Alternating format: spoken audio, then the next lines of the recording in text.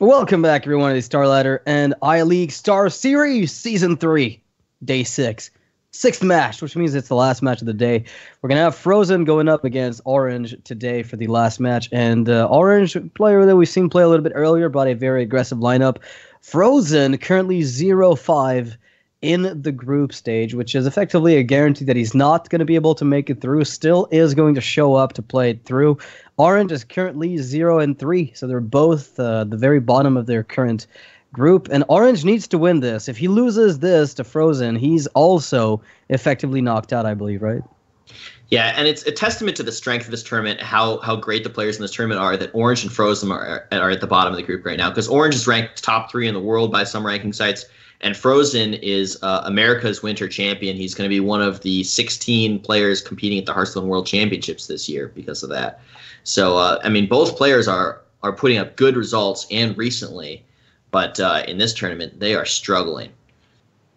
Yeah, it's been kind of a tough road. I don't know exactly what Fr0zen's lineup is. You know, I didn't cast the earlier games that he played, but I would not be surprised if his general idea was to target aggro. He's definitely more of a combo deck player. You know, Freeze Mage being something that he loved for a very long time, and now we see him on the Priest, Shaman, and Druid.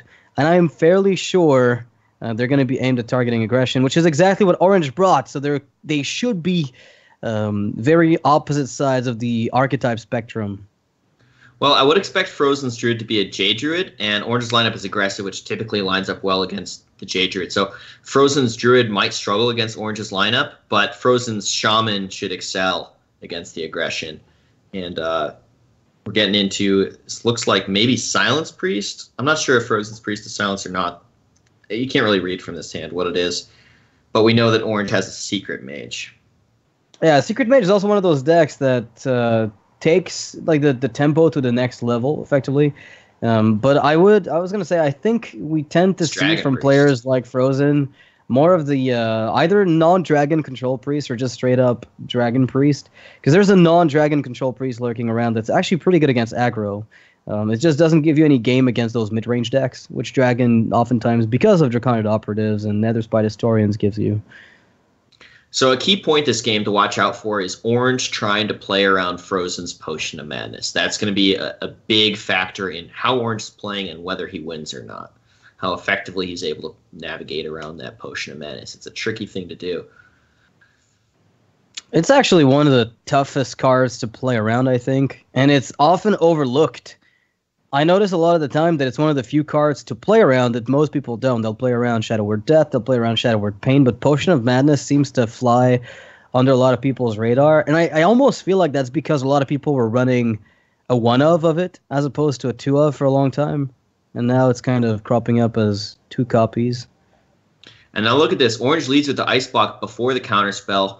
The reason is he's trying to bait Fr0zen. He wants Fr0zen to test for the secret, test for the counterspell, and have it not be counterspell, and kind of save counterspell for later when Fr0zen's already used his cheaper stuff. That's kind of what ended up happening here. At least Fr0zen got himself the extra draw from the Powered Shield. With counterspell around, he wouldn't have even drawn in this spot. And now counterspell's up. And now Fr0zen's probably going to have to worry about Mirror Entity. Oh, the Nightmare. How much can you really play around it, though? I mean, getting a 4-6 that dies to Fireball feels bad. Yeah, because Priest can't deal with that Twilight Drake minion as a 4-6, right? There's no Shadow Word Pain or Shadow Word Death. There's no Shadow Word 4 is what I'm saying. But on the flip side, if he doesn't play the Twilight Drake, what's he going to do about the Mirror Entity in the future? Is he just going to wait to top deck a North Shore Cleric or something and then Potion of Madness it? Maybe. I mean, Netherspite Historian's a good card to feed them. There's a few things you can give them, but... Yeah, he sacks up, does it, and is rewarded. And that's the draw that can deal with that Drake if Orange wants to use it now. I'd be tempted to say... I'd be tempted to do so. Even though you want to get that 5/5 online, I mean, I think this is worth a lot more. You could technically just play the Crystal Runner with Frostbolt and keep the Valet for later. Since anyway, Shadow Word Death gets counterspelled. There's probably a good argument for that. An issue with playing Medea's Valet here is it turns on Potion of Madness for Fr0zen. Like, it's very appealing to clear the Priest board and deny value from stuff like Powered Shield, the Hero Power, Talon Priest. But the advantage to not playing Medea's, one of the advantages to not playing Medea's Valet here is You just don't turn on Potion of Madness. But he figures the Potion of Madness isn't too threatening here.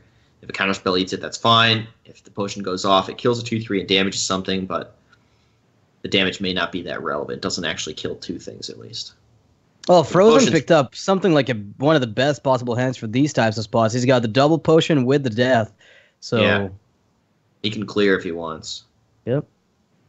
And this is a rare scenario. This is a very rare scenario for Priest to have exactly the right 3 situational removal pieces to handle this type of board. So Fr0zen definitely on the fortunate side of things this time. He might, the Potion of Madness, Shadow of Death just seems very good. Would you hold for Priest of the Feast is what you're saying, or? Nah, you're at 19. You should play for tempo. You're not close to getting burned out. You should play to get ahead on board. If you get far enough ahead on board, you have more time to use your hero power for value and that sort of thing. The Orange looking for another Crystal Runner in the spot, trying to get the biggest possible minion he can. At least the Trailblazer will do the job. Yeah. Insane draw there for Orange, as he was about to get starved for pressure. Although Fr0zen's got an answer, the Dragonfire Potion is going to keep him pretty safe here. Yeah, let's keep cycling. Yeah, you think Power Shield? I don't know, because... Yeah, okay. Yeah, you need the flexibility, right? Your hand doesn't have... You're probably going to lose your Priest of the Feast here. You're not going to have a minion to put Powered Shield on. And you have enough mana that you really value the flexibility of the Shadow Vision, so you're absolutely right with that pick. Fr0zen goes for it. That's... Honestly, Orange drew, I think, the 2 best cards he could have to set up for Firelands Portal turn in this spot. The only weakness, of course, is Dragonfire Potion, but if it's played before Firelands Portal, then all the better. It does look like Fr0zen just kind of has the answers for Orange's aggression, and Orange will probably run out of steam here pretty shortly. It's a 6/5. That's pretty good. Dragon Priest is a tough one to beat, honestly, because so much of your win condition as Secret Mage is developing things that the opponent can't answer turn after turn and not getting board cleared because counterspell's a thing. But with Shadow Visions and Powered Shield, there's enough fodder that Priest can throw out, especially in the Dragon Priest deck. Like, they've got so many 1/3s, right? Netherspite Historian, Northshire Cleric. Those can eat up your entities. They have counterspell shenanigans they can pitch out. So really, like, you're not able to dominate them. They can heal very well out of range of your burn. So not a good matchup for the Mage player. And both Potion of Madness have been used. It's not really an issue, but the issue is just that Orange is kind of out of stuff. He needs things that cost a lot of mana so he can do more things. On the flip side, Fr0zen would like to pick up a dragon to turn on that Netherspite Historian. Ooh. Yeah, Powered Shield is pretty nice here. You even get to squeeze in a hero power if you like. He hits the dragon. You can tell from the gold border on the Netherspite Historian. So he Historians here, finding a dragon so he can bookworm next turn. Ysera's the value pick, but is it too greedy? Does he have enough value without Ysera that he takes something more sober like a Scaled Nightmare? Yeah. Scaled Nightmare just wins the game on its own. It's big enough. It's just insane in the matchup where the Mage has no spot removal. So barring like a Primordial Glyph into something, or 3-turn setup with Fireball Pings where you're never healing the Drake, you should be okay. So Orange knows he needs to deal with this Priest of the Feast, painful though it is. Yeah, otherwise that reach is never happening. Orange in the deck still has a pack, though. We need to highlight that. That's a big deal. This could change the outcome of the game. Even though it seems like Fr0zen's got this locked up, it's not guaranteed at all. The pack could change things up. There are a lot of top-end legendaries existing in the set, and if he gets a few of them at the same time, gets one of those insane Ungoro packs, this could tilt things in his favor, but it's not looking particularly good right now. I mean, he needs some very powerful AoE very soon, because the Priest board is wrapped. Whoop! Oh, that's the wrong player to get a pack. Oh, man, and here we go. Woo. Lyra the Sunshard with Lost in the Jungle. Come on, man. Just gotta hold on to it. Don't play it yet. Come on. Aww. Not even memeing. Fr0zen, please. Fr0zen's gonna take his win. He wants it, He's had enough losses this tournament. He's feeling ready for a win. He's done with the the shenanigans. Now, Secret Mage from Orange is going to have to find a matchup it likes in the rest of Fr0zen's lineup. And, of course, Druid is one of these, I think. It's one of the better ones for Secret Mage by far. I mean, I think it's got to be the next best one after maybe Quest Rogue, because it has even less blowout potential. Yeah.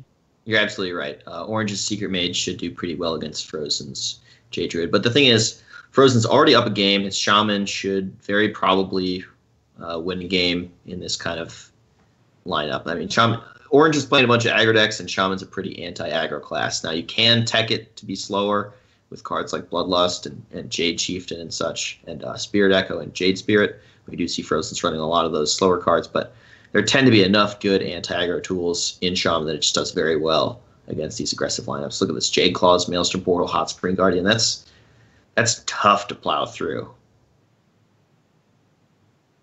Turn one pass, coining anything out just doesn't curve well for Fr0zen.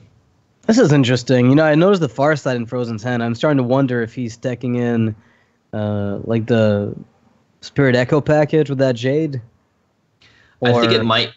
Yeah, the Farsight makes sense with the Spirit Echo turn, right? Because the discount sets up for a bigger Spirit Echo combo. And also what it does is it just kind of says that Fr0zen's deck is higher curve. He's not as worried about Farsighting into 1 and 2 mana cards and wasting mana that way. He's happy to set up big swing turns to Farsight. All right, definitely playing around the Jade Claws extracting value is going to force a little bit more commitment from Fr0zen. Says if you've got the coin to eat up the counterspell, that's fine. You know, I'm not too worried about that. So Orange trading his 2/1 into a 1/1 was to play around this Maelstrom Portal, and he gets. Yep. I mean, I guess he was representing it not being counterspell by trading that way. Yeah, I think the trade basically said that I didn't have an answer to your Maelstrom, so it's not counterspell. Yeah. You can feel free to play it here and take the trade. So pretty clever. There's some sick mind games going on there, right? Yeah, that was good. Had Orange not taken that trade, Fr0zen would have expected counterspell. He would have led with coin to eat the counterspell, and then Maelstrom Portal and blown Orange out. Orange saw that coming and kind of mind games him by taking the trade. Sorry, we need all the POC champs, basically. This is one of those fine-tuned things where you don't notice it when it happens. If you're not familiar with the way the Shaman would play out the turn, but definitely turned out to be a pretty big deal because this 4-3 is getting to connect possibly twice this match. Granted, Jade Lightning is helpful. That means there's always going to be residual minions on Orange's side going forward, which is insane. All you have to be is one step ahead of your opponent in terms of minion count, and you can get yourself a pretty consistent win. Now, Kabbalah's Tome is interesting here.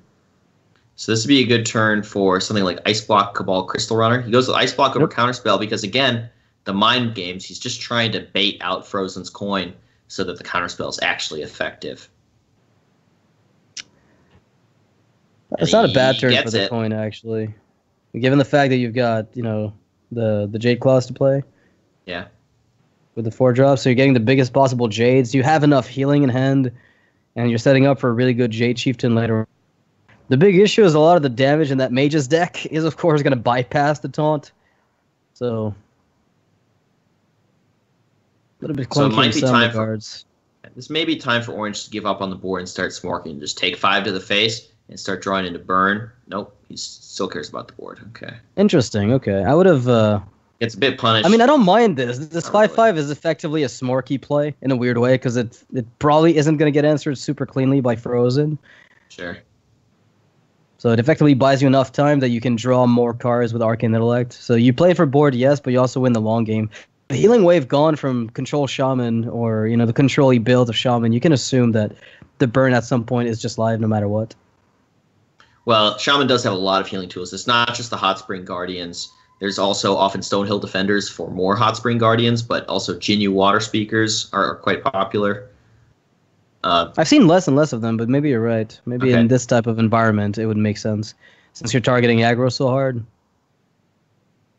I don't know if Fr0zen is targeting aggro super hard. Like, he has Jade Druid in his lineup still. He's still trying to play good decks. It might be Ram Druid. If anybody's going to bring that. Nah. If anybody's going to bring that. Nah, you're right. Fr0zen. If anyone. No, but I think Fr0zen likes to win enough that it's a Jade Druid. Okay. All right. Fair enough. So Fireland's Portal Dominion gives him some decent board presence, and it's tempting to not start smorking yet because you hate smorking a Shaman with all those healing tools available to them. It does go. Here we go. Another Ethereal Peddler for him today. It's pretty good. It's a nice large body. It's big enough that it forces the Jade Claws to trade away. It's not enough for the 4/4 and the 1/1 to trade into it. That's pretty crazy. Well, I don't think he's going to put the Jade Claws in it. I think he's going to put Hot Spring Guardian in the way and just hope that Hot Spring Guardian eats the 5. Oh, he puts a Jade Chieftain in the way. Okay. I like the Jade Spirit into Hot Spring to get the biggest possible Jade Chieftain afterwards. Yeah, I like it because I like to heal this turn. You don't want to die to Fireball Frostpool, for instance. It's a good reason to Hot Spring Guardian this turn. And after he Fireland spoils your face, you assume you're dead. So yeah. You assume you're not necessarily dead, but he's at least trying to burn you out over a couple turns. Good turn to heal yourself with Hot Spring Guardian. Bad turn to face tank damage. That 5/6 outcome was pretty crazy though for Orange if you think about it. It's doing so much work. Okay, yeah. If we face tank this, I mean, no way. We're giving a lot of chances to our opponent. You trade the 4/4 to play around Flame Strike, and then you don't trade the 1/1 because it doesn't really change anything if there's a Flame Strike and you traded it in. So you can Kabbalist Tome and then Kieran Tormage Counterspell, but he's going for Arcane Intellect instead. He figures he has better odds of hitting burn from his deck with Arcane Intellect than his odds of hitting burn off Kabbalist Tome.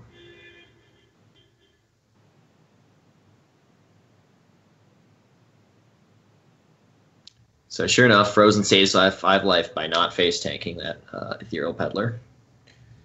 And he's going for Counterspell over Mirror Entity. I mean, he's seen the coin, so the Counterspell got a lot more appealing. And he values developing Pyros over pinging Fr0zen's face by 1, since 11 is not really a key number for Mage. Key numbers are more like 10 and 12. Yeah, it's not a key number, but I wonder if it matters over 2 to 3 turns, right? Well, the 2/2 probably matters over 2 to 3 turns is the idea here. Or the 6/6, whatever ends up coming out of it. If you replay it, it's still worth quite a bit. The issue is the Jade. The Jades are starting to get big enough that you're clocked. You're really under quite a bit of pressure, and the burn's just not showing up right now for Orange. Ungor Pack is cute, but we're still playing for value, and this Shaman's got a much better value board than we do. Hit Volcano, for instance, to try and catch up on board. Flame Geyser is phase damage. King Mosh is insane. Jesus. No, he can Volcanosaur and Stealth. Volcanosaur for Stealth Wind Fury is, he has 7 mana here. 2 chances at Stealth, and then any other mod, it's pretty much just happy right there. The issue with Volcanosaur would be like a devolve hitting it to remove the Stealth. And he picks it up. There's Stealth. All right. First thing is the Stealth. Keep it alive, and then you've got the +3 health to prevent some kind of double AoE play, I guess. Yeah, the second roll was a whiff. He was looking for damage, so Wind Fury would be best, +3 attack second best. But a 5 attack Stealther is pretty nice there for Orange. It's damage. It's a burn spell. To be fair, though, Orange does have the ability to play Flame Geyser into Vilespine Slayer to clean up some of this board. There are problems though with the time that Orange has. I didn't mind the. So he's got a Vilespine to get through the 7/7.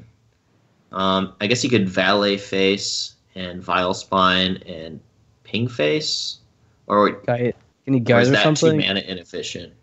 Well, you're not Geysering any minion. Everything's going face at this point. If you're Orange, you don't care about the board anymore. You only care about the taunt because it allows your Volcanosaur to go face. The whole point of the entire point of Vilespining that 7/7 taunt is to connect. Yeah. Yes, it's sort of like fireballing face. Do you have enough mana left over to ping is a problem? I don't think you do, so you probably ping now. You probably have to ping because you're setting up lethal with Geyser that way. Yeah, so you ping, setting up Geyser, ping, lethal. And if the Geyser ping lethal isn't enough, then you have Kabbalist Tome. To find magical reach out of nowhere. But it is enough. Yeah, it looks like it is going to be. Fr0zen's Shaman doesn't find enough heal to survive the burn of Orange's Secret Mage. So it's interesting because I find that a lot of the shaman lists that we've seen recently, like they err on the side of control, but because of the way that the metagame's shaping up, they can't really afford to play all the healing tools because there's just not enough aggro. There's enough diversity that you can't just commit to everything at the same time. The lists that were the most all in on the control side were the ones that ran like Nazoth, right, with the whole elemental package, trying to get Genie Water Speakers, multiple Kalimoses. Kalimai, I'm not sure how you call those, but just get a bunch of them. And it turns out they're just less powerful and impactful in the late game scaling than Jade. So people are reverting to Jade, but that's taking up a lot of slots in the deck. So suddenly there's no room for that Genie Water Speaker. And you notice that the Spirit Echoing usually is going to be aimed towards getting more like Aya Black Boss, more Jade Chieftains, more Jade Spirits. Okay. So 1-1, we're tied up, and we're going to see Pirate Warrior against Fr0zen's Shaman. Let's see if the Shaman is, in fact, anti-aggro, like I was saying, or is it so late game oriented, like you're saying, that it just kind of doesn't necessarily have the tools to survive aggro. Did you feel like Orange had a good draw last game? Like, how do you rate the strength of the draws on each side last game? I feel like the counterspell opener was pretty sweet. Like the fact that he had the 5/5s also pretty fortunate with the Elite Starseeker. That was a big deal. Orange kind of nailed it a few times there. Yeah, he got a few of the best draws in the sequence that he needed, but that's kind of what you need when you're facing off against a deck that's got control tools like this one. Like, for instance, right, if Maelstrom Portal shows up for Fr0zen early in this game, this could just spell disaster for Orange, who's playing an even more aggressive version of this type of deck.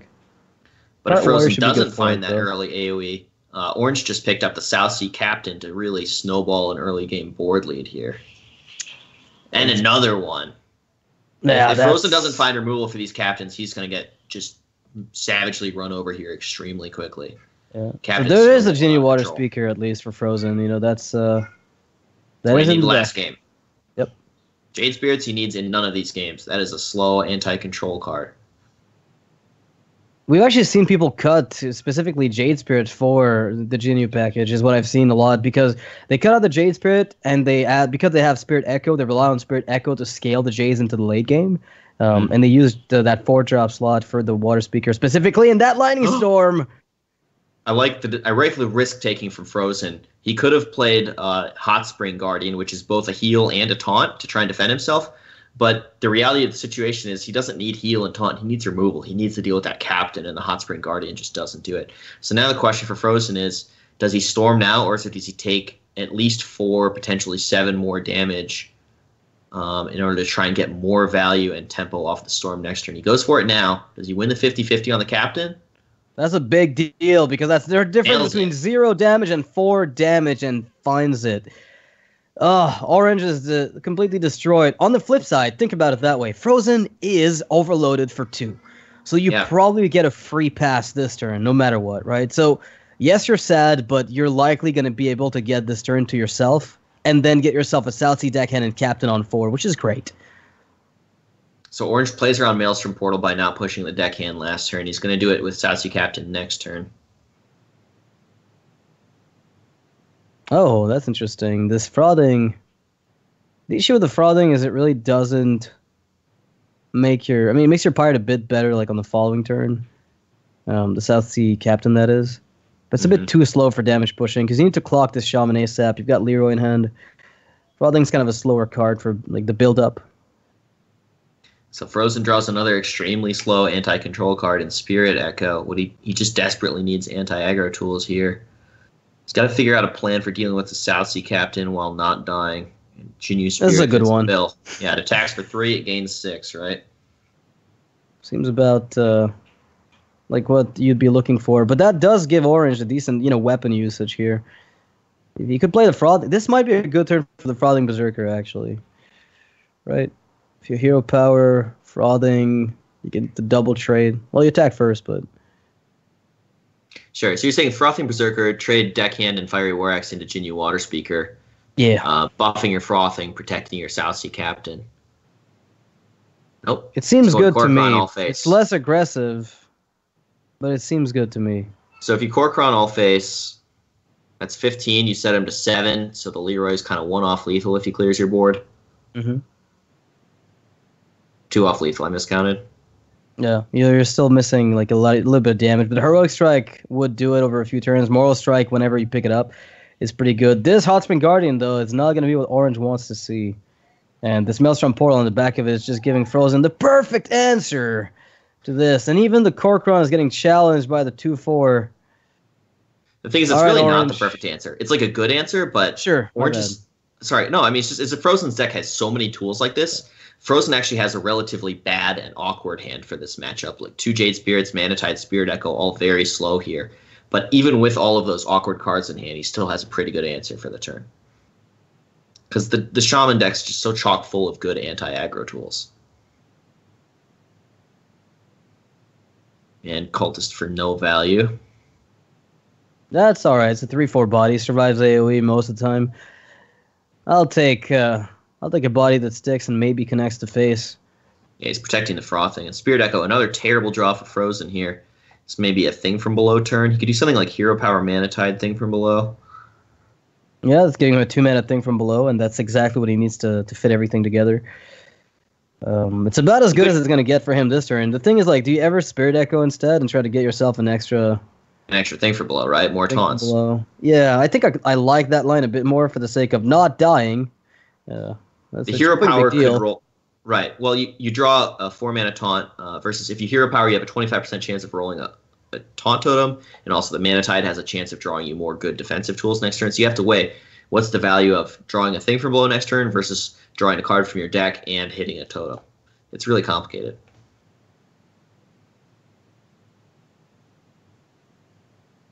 Part of the question there is how many outs in your deck do you have as far as good draws, stuff that heals and taunts and removes.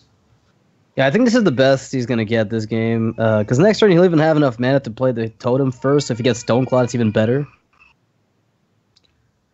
So this is 10 damage here. Orange misses the lethal top deck on something like a Heroic Strike. But if he goes Leroy Trade, he's pushing 10 damage. So yeah, 10 damage through. So he was only 4 off lethal there. Which is the magic number for this type of warrior deck, where you're looking for Heroic Strike, Mortal Strike. Now that you know Thing from Below is coming back, you also have that information available, which means that it's less likely that you can connect with minions, so do it now. Okay. So let's see. Do you trade the Bloodsail Cultist into a Whelp here? It helps to protect your board a little bit. You only missed 1 face damage. The question is, how relevant is that 1 face damage? I think magic number says, magic number it's says Mortal Strike through a taunt. Do this. Black Knight for Fr0zen, just all the anti-control tools. He's not very anti-aggro at all with this list. Imagine going Black Knight, Spirit Echo against a Taunt Warrior. Black Knight their Primordial Drake and Spirit Echo your board with some things. He was probably expecting to beat Paladin, I guess, with this. Seemed like he was targeting Paladin. Is that possible? Just trying to roll a taunt to him. Falls short. He's going to die. He's going to be 1 off of death, right? You can triple trade into the 2/3, then set up the Thing from Below to soak up the Fr0zen. Okay. So if Orange draws 0 damage, the Frothing has to go to the Thing from Below, and the Cultist is connecting for 1 off lethal. Orange draws any damage. That'll be enough.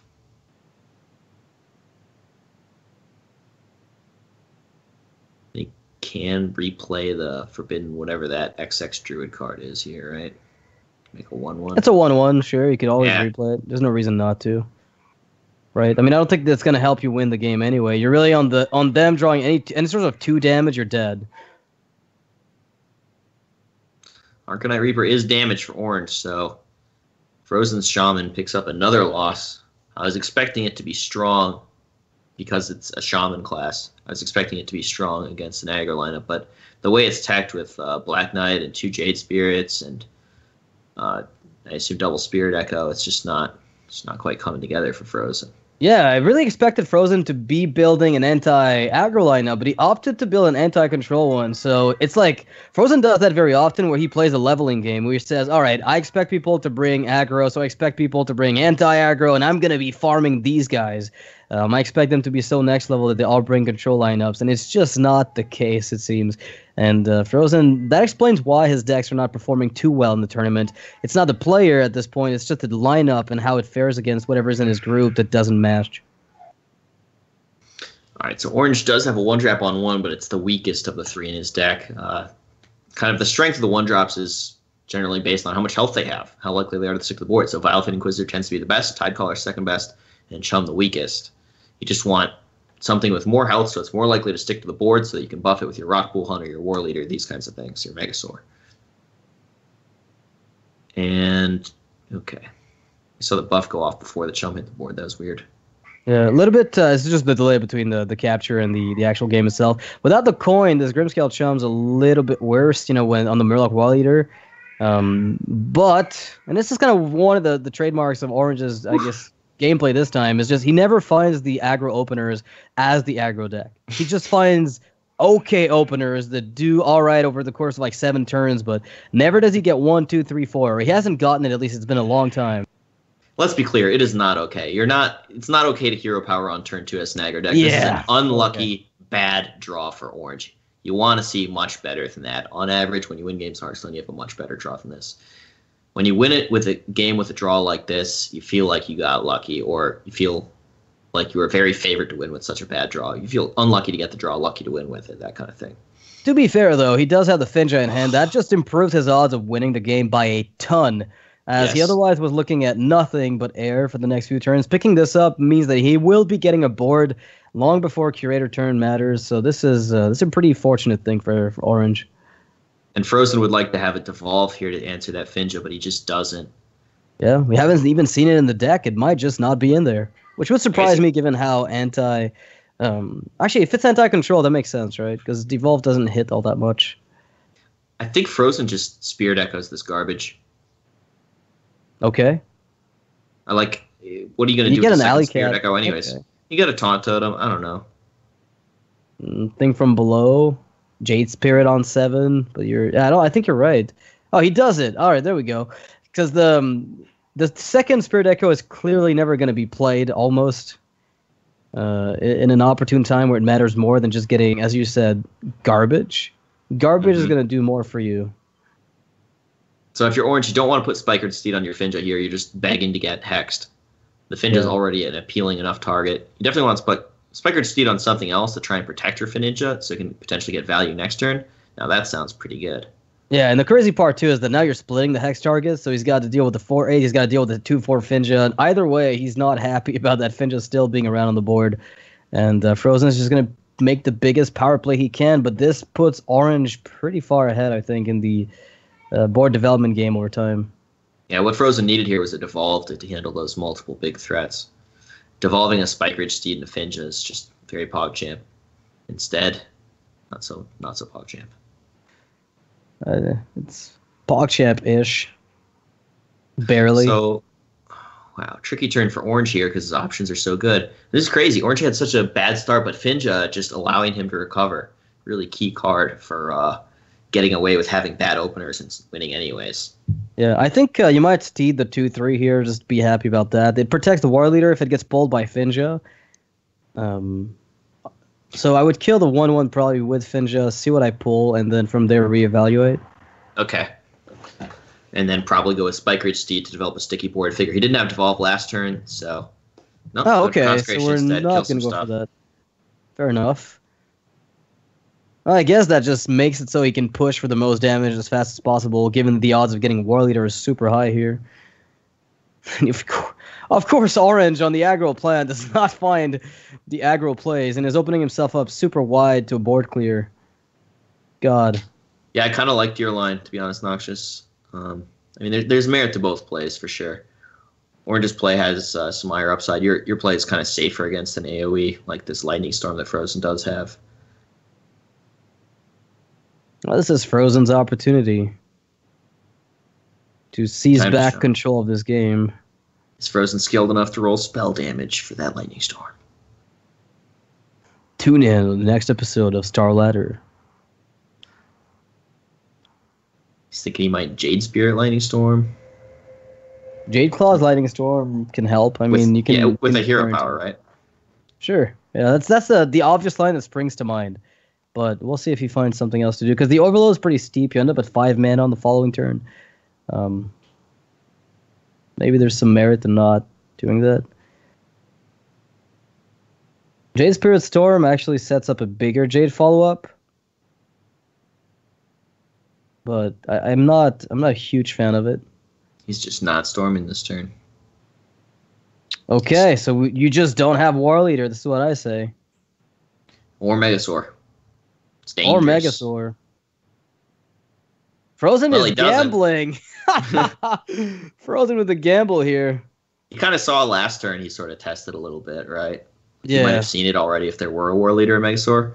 So he's like, I've seen that you don't have the punish, so I can just be greedier with the storm, develop a bigger board, and make it so that when I do storm, I actually pull way ahead instead of kind of storming to stay even on board, and then you redevelop a bigger board again, and then there's no tools.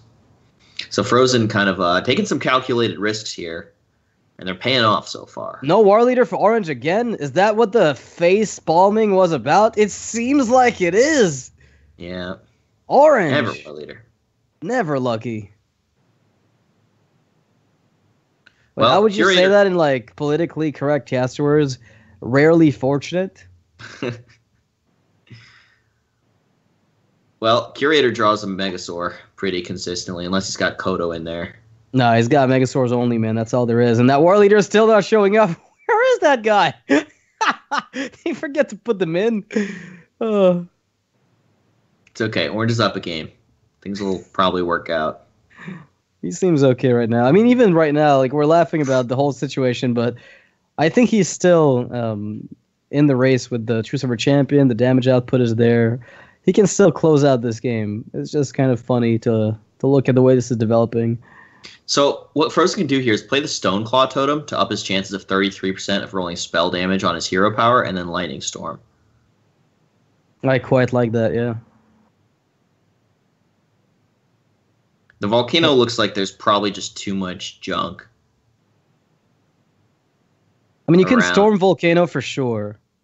No, you only have 7 mana. He's overloaded right now. Oh, that's true. Sorry, my bad. I was looking at the damage output. The mana count doesn't add up. So he's not going to go for the spell damage totem, it looks like. Which is interesting, because it seemed like one of the more relevant things here. He rolls 1-3 where it's relevant. The other 3 minions where it mattered, he rolled 2. So 3 bad outcomes, 1 good on the storm. Not optimal. Still, he gets to keep himself ahead on board.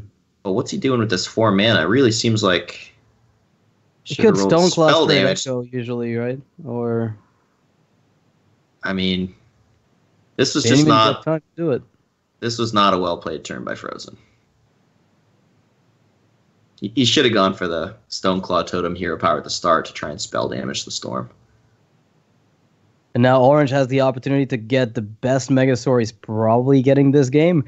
Fr0zen is looking at 19 damage next turn he's got on the board set up, so he could start counter-pushing if Orange has very passive plays. The damage that these guys deal is very meaningful, even for Orange. That's... Yikes. Okay, so Orange, 9 mana to work through. It's just a lot of stuff on Fr0zen's side. I mean, you could play Murloc, hero power. And... Oops. We got a bit of a disconnect going on here.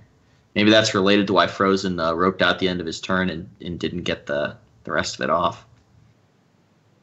Something EU, something NA? Yeah, exactly. I mean, Orange was probably in the driver's seat here, but from what we saw, if he tried to recover the board and Fr0zen just cleaned it up with whatever Jades he had, all Fr0zen has to do at that point is just go Jade Chieftain, and Orange ends up falling behind, I think, by quite a big margin. So this is a full clear with Volcano. Yeah, just trade some stuff in, Volcano, and then you have 2 mana to develop behind it with maybe just a hero power. Discounting the thing from below, potentially rolling taunt. You're getting to push 10 damage too this turn, too. I mean, Volcano's a good emergency button when you literally have no answer to what's up, so I really don't mind him playing more passively than using Volcano early. It's not yet necessary. I've been in many spots like this as Shaman where the Paladin has so little reach behind taunts with Jave Chieftain that you can just afford to pass. Poisonous, yeah, that's man. Off the Megasaur, you're saying, sure. Yeah. That's kind Roll of this, poisonous right? and then True Silver him in the face. Set up that lethal. I like what you're thinking, Zalay. It's a game plan. I think you're about 30% to roll poison. There's no kind of second mod that's any good off Megasaur, so it's just like 70% to hit bad outcomes off Megasaur. I guess if he kings it, plus 3 attack is okay.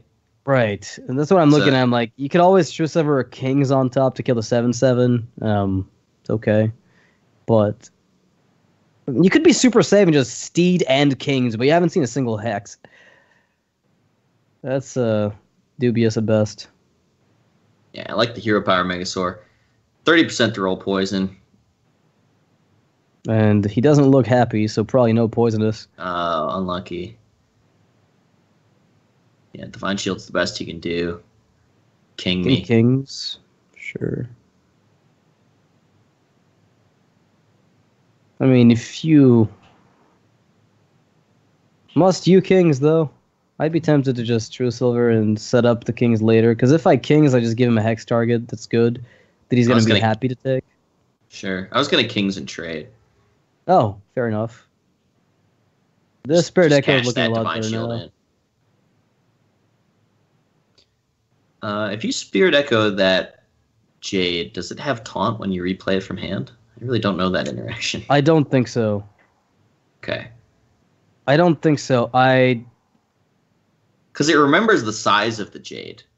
But why? It always remembers the size, but I think Jade Chieftain is the thing that grants it Taunt. But maybe it's a special type of token. I've just never seen that token in the database.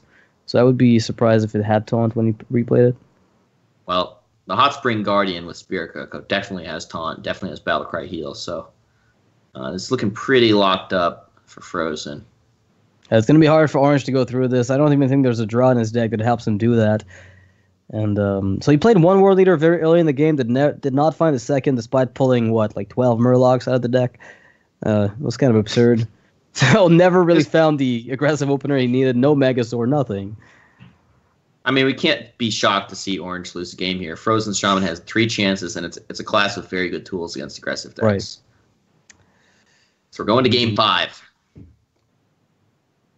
Now, we're with the aggro Paladin, or the Murloc Paladin. I don't know. Aggro Paladin, usually people bring up and they say, oh, it's got to have Divine Favor to be aggro. But nowadays, it seems like you can be a little bit over the spectrum, like all over the place, and still be considered aggro.